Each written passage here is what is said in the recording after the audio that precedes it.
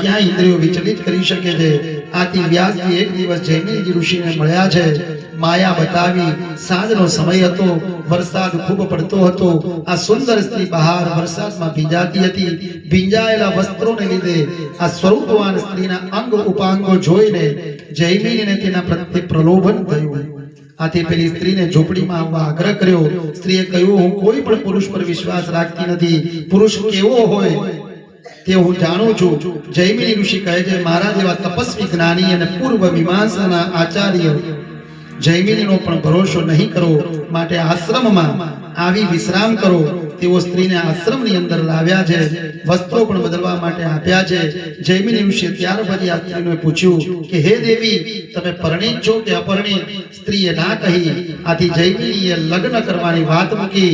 એટલે સ્ત્રીએ કહ્યું કે મારા પિતાજી એવો નિર્ણય કર્યો છે કે કોઈ પુરુષ મારો ઘોડો બને, હું તેના પર સવાર થઉં, અને બીજી શરત એ છે કે જમાઈનું મોં કાળું હોવું જોઈએ। તેના શરીરનો રંગ જો કાળો ન હોય તો હું મોં પર મેષ વગેરે લગાવીને મોં કાળું કરીને લઈ આવે, તેને જ મારા દીકરી આપીશ। આથી જૈમિની મોઢું કાળું કરી ઘોડા થવા તૈયાર થયા। આ પ્રમાણે ભરઘોડો તેના પિતાજી પાસે જવા તૈયાર થયો। અંબાજીના મંદિરના ઓટલે વ્યાસજી બિરાજતા હતા। તે સ્ત્રી જૈમિની ઋષિની આ સ્થિતિમાં લઈ આવી। વ્યાસજી આ બધું જોઈને નવાઈ પામ્યા। તેમણે શિષ્ય જૈમિનીને કહ્યું, મહારાજ સાવધ થાવ, આ બધું શું છે? આ સ્ત્રી કોણ છે? મને આ તમારું મોઢું કાળું કેમ લાગે છે? વ્યાસજી કહે છે કે સાચું કે જૈમિનીએ કહ્યું, તમે શ્લોકમાં લખ્યું છે તે સાચું। એક ક્ષણ પૂરતા પણ ગાફેલ રહેશો નહીં। જૈમિની ઋષિ જેવી આ સાધારણ વ્યક્તિ સાધારણ બાબતમાં ફસાઈ ગઈ તો સંસારના સાધારણ માણસનું ગજું શું? માટે સ્ત્રીના મુખ સામે વિકાર વૃત્તિથી જોવું ન જોઈએ, અને વગર પ્રયોજને બોલવું પણ ન જોઈએ। મનમાં વિકારની ભાવના ઉત્પન્ન થાય તો સ્નાન કરી ગાયત્રી મંત્રનો ઉચ્ચાર કરવો જોઈએ। શ્રવણ કીર્તનમ ગેલી પ્રક્ષણમ ગુહ્યે ભાષણમ સંકલ્પયો દ્રવ્ય વ્યાસશ્ચ ક્રિયાનિર્વૃતેવશ્ચ। સ્ત્રીની વાત સાંભળવી, સ્ત્રીના વખાણ કરવા, સ્ત્રીની મશ્કરી કરવી, તેની સામે જોવું, ગુપ્ત ભાષણ કરવું અને ભોગવવાનો સંકલ્પ કરવો, યુવાન વૃદ્ધ પ્રણાનો નિશ્ચય કરવો તથા સાક્ષાત કરવો, 8 પ્રકારના કાર્યો ત્યાગ દ્વારા જે બ્રહ્મચર્યનું પાલન કરે છે તે નૈષ્ઠિક બ્રહ્મચારી કહેવાય છે। તે પછી વામનજી જગદંબા પાર્વતી પાસે ભિક્ષા લેવા જાય છે। વામનજી ગુરુને કહે છે, મહારાજ મને કંઈ એવો મોટો દાનેશ્વરી બતાવો કે જે ભિક્ષા વધુ આપે।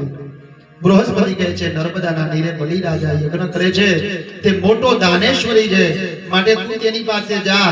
વામનજી બલિ રાજા પાસે આવ્યા। પગમાં પાવડી, હાથમાં કમંડળ, કેવળ લંગોટી ધારણ કરી છે, બીજા હાથમાં છત્ર અને દંડ છે, કમર ઉપર મૂંજની મેખલા અને ગળામાં યજ્ઞોપવિત ધારણ કર્યું છે, બગલમાં મૃગ ચર્મ અને શિર પર જટા છે, મુખ પર બ્રહ્મ તેજ ઝળકી રહ્યું છે। યજ્ઞ મંડપમાં આવેલા વામનજીનો સર્વ ઋષિઓએ તેમજ શુક્રાચાર્યએ જયજારકાર કર્યો। બહુ તપ અને તપશ્ચર્યા કરે છે। બ્રાહ્મણોમાં મોટો કહેવાય છે। બ્રાહ્મણોમાં બ્રહ્મતેજ હંમેશા મન મળે છે, માન મળે છે। ક્ષત્રિયોમાં સત્યતેજને માન મળે છે, વૈશ્યોમાં ધનને માન મળે અને શૂદ્રોમાં સેવાને માન મળે છે। બલિરાજા તેજસ્વી બ્રાહ્મણને જોઈ અને આશ્ચર્ય પામ્યા। તેમને માન આપી અને બેસાડ્યા છે। રાણીને પૂછીને તૈયાર કરવા કહ્યું। બલિરાજાની રાણી વિંધ્યાવલીનો પણ વાત્સલ્ય પ્રેમ ઉભરાઈ આવ્યો। બલિરાજાને વામનજીની પૂજા કરવામાં ઘણો આનંદ થયો। તેમને લાગ્યું કે આ કોઈ મહાપુરુષ છે, આજે પોતાને યજ્ઞ સફળ થયો એમ બલિરાજાને લાગ્યું છે। પૂજા વિધિ પતી ગયા પછી બલિરાજાએ કહ્યું, મહારાજ માગો માગો, તમે જે માગશો તે હું આપીશ। બલિરાજાએ આમ કહ્યું, તેથી વામનજીએ તેમની પ્રશંસા કરી। તમારા દાદા પ્રહલાદજી તો ભગવાનના મહાન ભક્ત હતા, વળી તમારા પિતા વિરોચન અતિ ઉદાર અને દાનેશ્વરી હતા। તમારા પિતાએ તો આયુષ્યનું પણ દાન કર્યું હતું। તમારામાં તારા પિતામાં હિરણ્યકશ્યપ જેવી અદ્ભુત શક્તિ છે, દાદા પ્રહલાદ જેવી ભક્તિ અને પિતા વિરોચન જેવા ઉદારતા છે। બલિરાજા કહેવા લાગ્યા છે, અને બલિરાજાએ કહ્યું બ્રહ્મદેવ માગો જે માગો તે હું આપીશ. પછી વામન ભગવાને કહ્યું મારા પગથી માપીને ફક્ત 3 ડગલા ભૂમિ આપો. વામન ભગવાનના 3 ડગલા ભરી અને ભૂમિ માગવાની વાત કરી. વામનજી આ વાત સાંભળી બલિરાજાએ કહ્યું એ મહારાજ તમે આ શું માંગ્યું? તમને માગતા પણ આવડ્યું નહીં, આમાં હું તમને શું દાન આપું? વામનજી કહે રાજા તું આપવા તો તૈયાર છે પણ મારે લેતા વિચાર કરવો જોઈએ. બ્રાહ્મણને જે વસ્તુની જરૂર હોય તે વધુ લેવાય નહીં. હું સંતોષી બ્રાહ્મણ છું, મારે જેટલી વસ્તુની જરૂર છે એટલી જ હું લઈશ, વધારાનું મારે જોઈતું નથી. હું એક સદગૃહસ્થના ઘરે ઓટલા પર બેઠો બેઠો સંધ્યા કરતો હતો ત્યારે ગૃહસ્થે કહ્યું કે બ્રાહ્મણ તું અહીંથી ઉઠી જા. તે ગૃહસ્થે માન્યું નહીં અને સંધ્યા પૂરી કર્યા વિના ઉઠવું પડ્યું. માટે મારે 3 ડગલા જમીનની જરૂર છે. મારા પગ માપી તમે મને જમીન આપો. આથી બલિરાજા દાનનો સંકલ્પ કરવા તૈયાર થયા. બલિરાજા દાનનો સંકલ્પ કરાવવા તૈયાર થયા ત્યારે ગુરુ શુક્રાચાર્ય તેમની પાસે આવ્યા અને કહ્યું કે રાજા દાનનો સંકલ્પ કરાવશો નહીં, આ બાળકને તમે ઓળખતા નથી.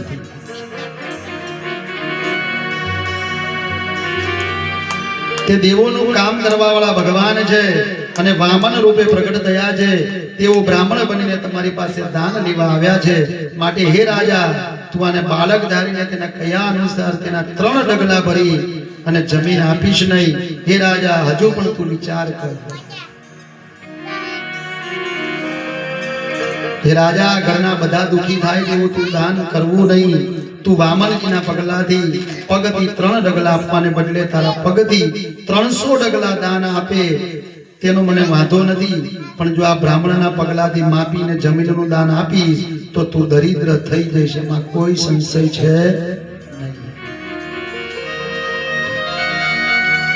પોતા પાસે હોય તેટલું દાનમાં આપી દેવાથી કુટુંબના સભ્યોને તકલીફ થાય એવું ક્યારેય કરવું નહીં. એવું દાનના સંકલ્પમાં સમજાવે છે. તમારા પરિવારનો વિચાર કરી અને જે પણ ભગવાનની કૃપાથી સંપત્તિ મળી હોય એનો 10 ભાગ દાનમાં આપવો. વામનજી તો દેવનું કાર્ય સિદ્ધ કરવા સાક્ષાત નારાયણ બની અને તારા ઘરે દાન લેવા આવ્યા છે અને તારું સારું રાજ્ય 2 પગલામાં આવી જશે અને પછી તને નરકમાં નાખી દેશે. બલિરાજા કહે છે સંકલ્પ પ્રમાણે દાન ન આપે તો મનુષ્ય નરકમાં જાય છે. એકવાર એ વાણીથી આપી દીધું છે, હવે ના પાડી દઉં તો મને અસત્ય બોલવાનું પાપ લાગે.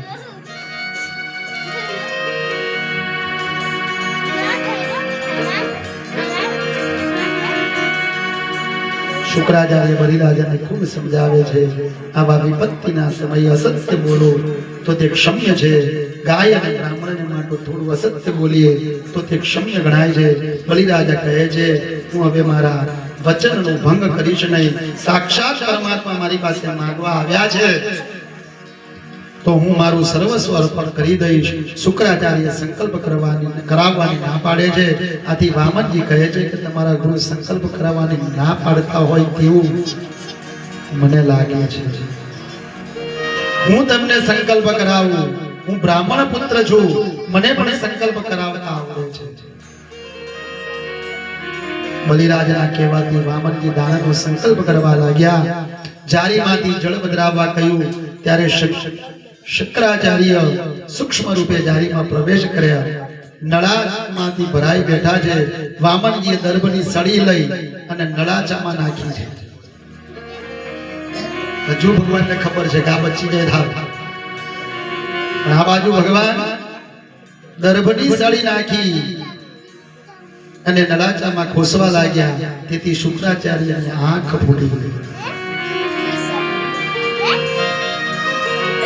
ભગવાન કહે છે કે એક જ આંખથી જગતને જુઓ, સર્વમાં પ્રેમ ભાવ રાખો, કોઈનું અપમાન કરો નહીં અને કોઈનું સારું થતું હોય તેમાં વિક્ષેપ ના રાખો, નહીતર શુક્રાચાર્ય દેવીની મારી દશા થશે. સત્કર્મ થતું હોય ત્યાં ક્યારેય આડી આંગળી કરવી નહીં અને એમાં ક્યારેય વિરોધ પણ કરવો નહીં. ન ગમતું હોય તો એ જગ્યા છોડી દેવી, પણ વિરોધમાં આવવું નહીં.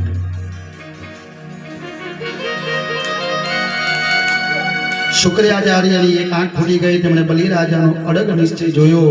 તેથી શુક્રાચાર્ય સમજી ગયા કે હવે વિઘ્ન કરીશ તો બીજી આંખ પણ ગુમાવીશ. આથી તેઓ ત્યાંથી અલગ થયા.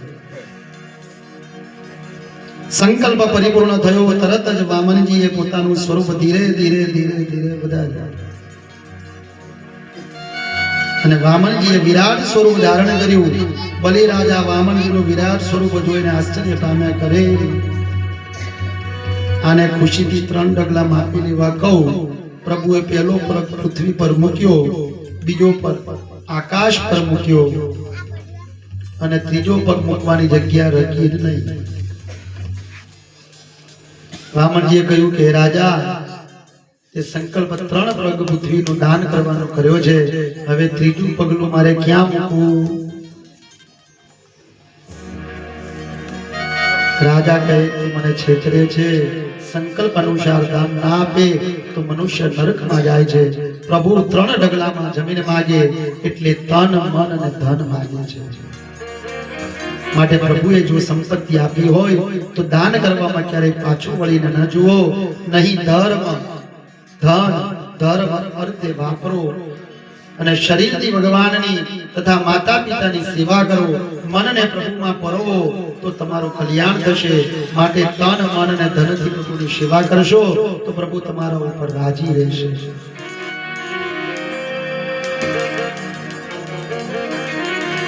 દાન આપ્યા પછી કે સત્કર્મ કર્યા પછી મનમાં અભિમાન ન રાખો. જો અભિમાન રાખશો તો તે સફળ થશે નહીં. ઉપવાસ કરનારા કેટલાક ભોજન કરનારાનો તિરસ્કાર કરતા હોય છે. જો તેમ કરે તો તેને ઉપવાસનું ફળ પ્રાપ્ત થતું નથી. માટે ઉપવાસ કરનારે અભિમાન રાખવું નહીં. અભિમાન પ્રભુને ગમતું નથી. માટે હૃદયથી નમ્ર અને દીન બનો. ઉપવાસનો અર્થ ઉપ એટલે ઈશ્વર અને વાસ એટલે ભગવાનની પાસે રહેવું. બલિરાજાએ ધન અને મન અર્પણ કર્યું છે, પણ તન અર્પણ કર્યું નથી. દેહ ના આપ્યો, તેથી તેને અભિમાન આવ્યું કે મારા જેવો કોઈ દાનવીર નથી. બલિરાજાએ પોતાનો દેહ આપ્યો નથી. તેથી તેમની રાણી વિંધ્યાચલવલી કહે છે કે હે રાજા, હવે તમારા શરીરનું તમે દાન આપી દો.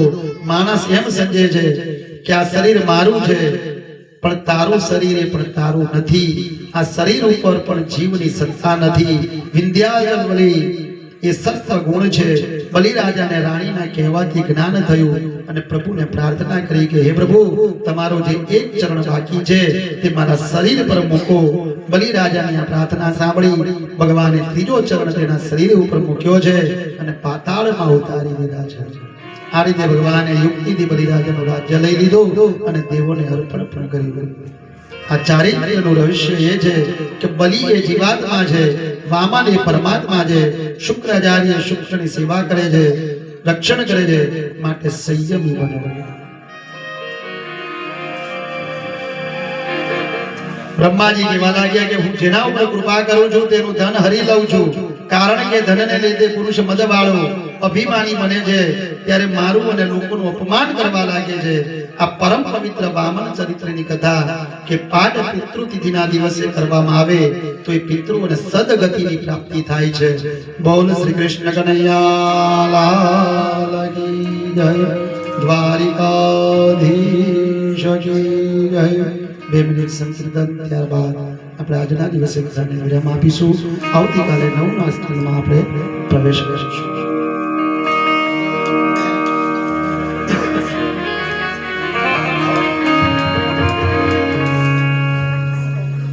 हे राम हे राम हे राम हे राम हे राम हे राम हे राम हे राम जग में साचो तेरो नाम हे राम हे राम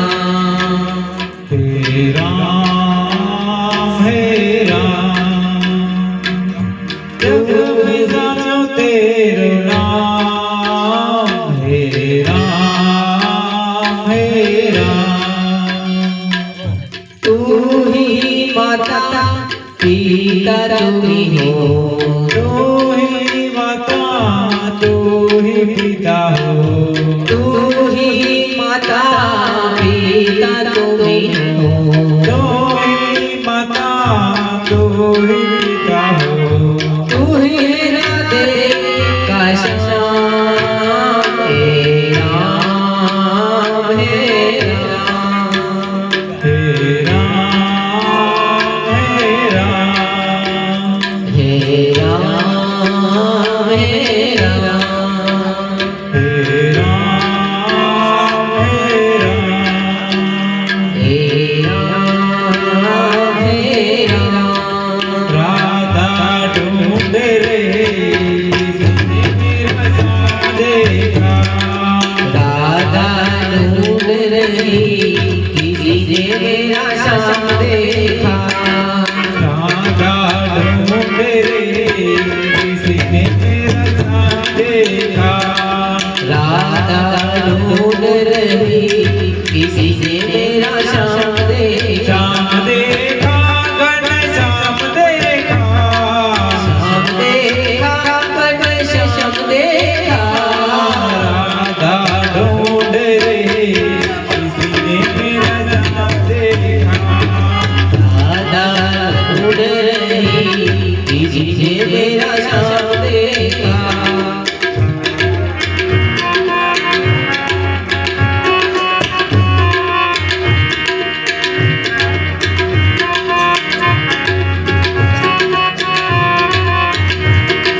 राधा तेरा श्याम मथुरा में देखा, राधा तेरा श्याम है मथुरा में देखा, राधा तेरा श्याम मथुरा में देखा, राधा तेरा श्याम है मथुरा में देखा, बंसी बजाते हुए राधा तेरा श्याम देखा, और बंसी बजाते हुए राधा तेरा श्याम देखा, राधा ढूंढ रे किसी ने मेरा श्याम देखा, और राधा ढूंढ रही किसी ने मेरा श्याम देखा, राधा तेरा श्याम है गोकुल में देखा, राधा तेरा श्याम है गोकुल में देखा, राधा तेरा श्याम है गोकुल में देखा, राधा तेरा श्याम है गोकुल में देखा, अरे भैया जराते हुए राधा तेरा श्याम देखा, और गैया जलाते हुए राधा तेरा श्याम देखा।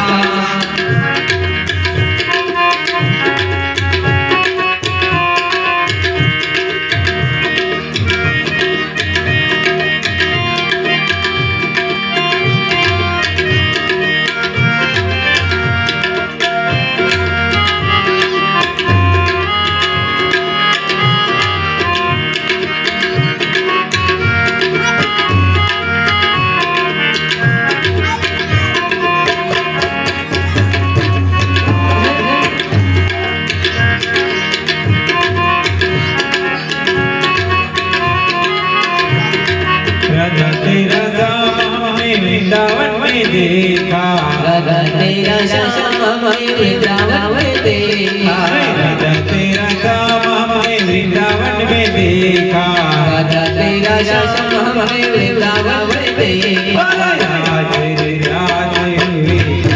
राधा तेरा श्याम देखा, और रास सजाते हुए राधा तेरा श्याम देखा, राधा तेरा श्याम जतिपुरा में देखा, राधा तेरा श्याम जतिपुरा में देखा, राधा तेरा श्याम जतिपुरा में देखा, राधा तेरा श्याम जतिपुरा में देखा, उठाते हुए राधा तेरा श्याम देखा, उठाते हुए राधा तेरा श्याम देखा, राधा ढूंढ रही किसी ने मेरा श्याम देखा,